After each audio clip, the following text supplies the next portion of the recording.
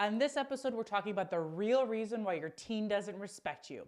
It's broken promises and empty threats. So, broken promises, there's the absent parents. When you tell your child you're going to be at their activity or whatever, and they're playing in the basketball game and they're looking in the stands and they're looking in the stands and they don't see you, that's a broken promise because our kids want us to be there. And when we say we're going to do something, we need to be doing that. So that's one reason why your teen does not respect you, is because you're breaking too many promises.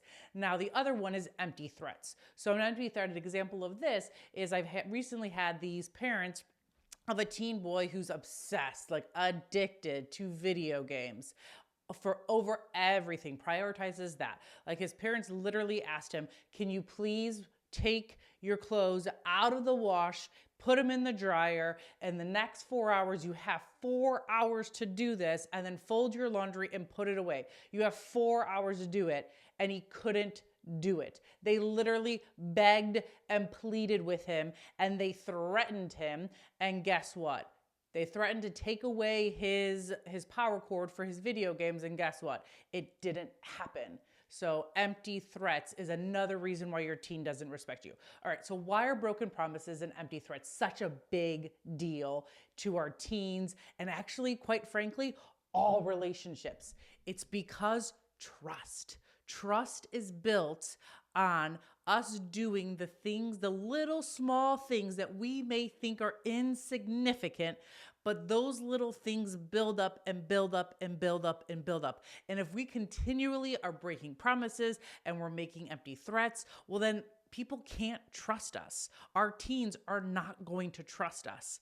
And so this is important for all relationships, whether you're a teacher, a parent, a spouse, a friend, a sibling, a boss. Follow through on what you say you're going to do, because this is like at the center of all human relationships. Now, here's the other thing. When you break promises and you make empty threats, especially empty threats, you as the authority figure lose your authority. And it's super hard to get that back. That's when we start to see kids coming into my office with oppositional defiant disorder because they don't respect their parents. They don't see them as authority figure, because a lot of the time what's happening is the parents are making empty threats. If you don't do that, I'm going to ground you for a week. And then it doesn't happen. Hey, if you don't do this right now, this is going to happen. Empty threat after empty threat after empty threat. You lose your respect. You lose your authority. You have no influence. The kid's going to continue to do whatever it is that they want to do because they know you're not going to follow through. And then it's just going to be chaos in your house. So empty threats, no bueno. So what do I want you to do with this? Well, here's the first solution I'm going to give you. It's going to come with promises. So don't make promises that you can't keep.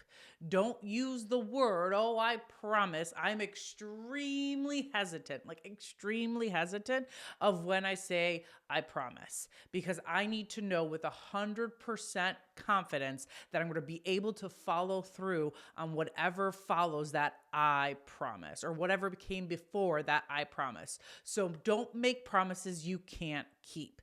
The second tip is under promise and over deliver. So if you think like, hey, this is, for example, I'm going to be home if you really think you're going to be home in 15 minutes, tell your spouse you're going to be home in 30 minutes, because then that gives them extra buffer and they're not just sitting there like, and wait. And then you're going to be like the huge, awesome hero because you're home 15 minutes early. This is something that I personally have had to do, especially when I'm working with my football players, because sometimes I'll be like, oh yeah, I'll be home. Like this ends at 8:15. It takes about 30 minutes to drive home. So I'll be home at 8:45. I'll walk in the door. My husband's like, so now, because I get distracted because like the players want to talk with me and they want to brainstorm ideas, or the coaches want to talk with me. And so I get it. Like, so from now on, whenever I work with my football team, I always add at least 15 to 20 minutes. So I'm like, okay, I should be, instead at 8:15, it's going to take me 8:45.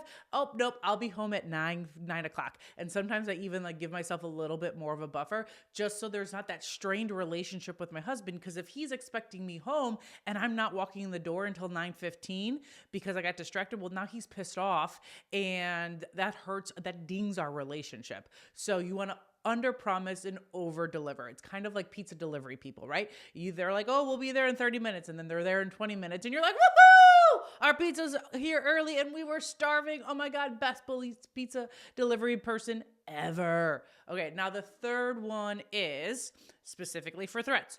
Only threaten consequences that you are willing to follow through on. If you are unwilling to take that power cord away from that team for 3 days or a week or whatever, don't do it. Don't threaten it. Threaten something, or not. I don't even like the word threaten, because threaten just seems so negative, but like reveal consequences in advance. That's one of the 4 R's of logical consequences. You're going to reveal the consequence in advance. Hey, so like these parents with the teenager, they could have said like, hey, the consequence is going to be if you don't do your laundry in the next 4 hours when we expect you to, well, guess what? You're going to lose your power cord for a week.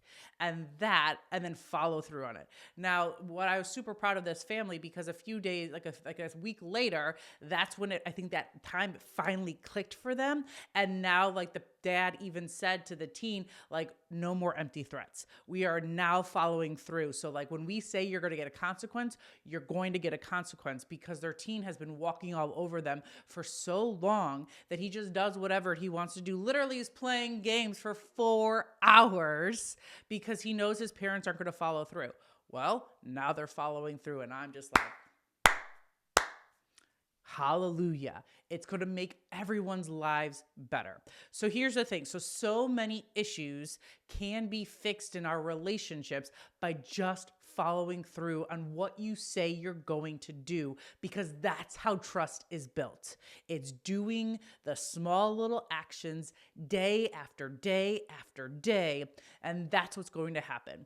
And that's what's going to build our relationships. It's going to fortify our families. It's going to be absolutely amazing by having these stronger relationships, by us doing what we say we're going to do. We're getting rid of broken promises. We're not empty threading anymore. We are going to throat punch this Gen Z mental health crisis. Let's go.